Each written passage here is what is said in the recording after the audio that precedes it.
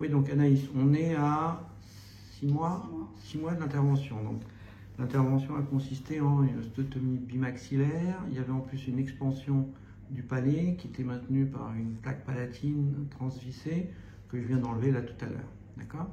Donc, déjà au départ, le post-op immédiat, ça s'est déroulé comment? Vous étiez rentré le matin? Oui, je suis rentrée le soir. Je suis rentrée le lendemain. Le lendemain matin, d'accord. Exactement. Au niveau de la douleur? Alors, au niveau de la douleur, on ne sent pas grand-chose puisqu'on a le masque. Oui. Le masque refroidissant, donc pendant la première semaine, et ça s'est très bien déroulé. J'ai pas ressenti énormément de douleur. Je pense que le plus dur, ça a été notamment de juste manger à la paille, parce que l'ouverture était un peu limitée. Bon, vous aviez que 2 élastiques, un élastique de chaque côté, vous pouviez ouvrir quand même. Je pouvais ouvrir pour pouvoir manger à la seringue, mais en termes de douleur, c'était pas du tout douloureux. D'accord. J'ai pas ressenti de douleur. D'accord. On vous avait enlevé les dents de sagesse avant. Et on m'avait enlevé les dents de sagesse qui étaient déjà pire. Enfin, la douleur effectivement était pire que celle-ci. Vous aviez plus mal pour les dents de sagesse que pour cette osteotomie. Voilà. Ouais.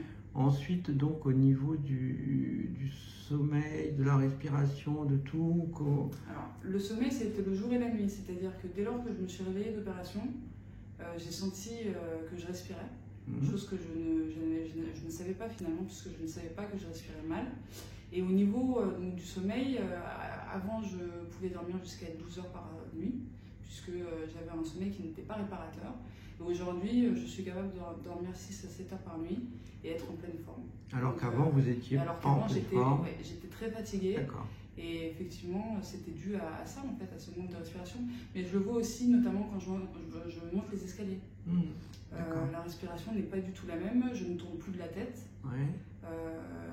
Et quand je fais du sport, c'est exactement pareil. D'accord.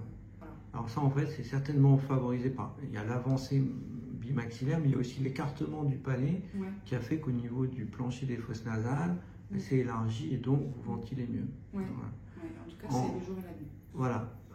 Ensuite, au niveau perception de votre entourage, alors tout mon entourage est ravi, puisqu'il me voit ravi déjà.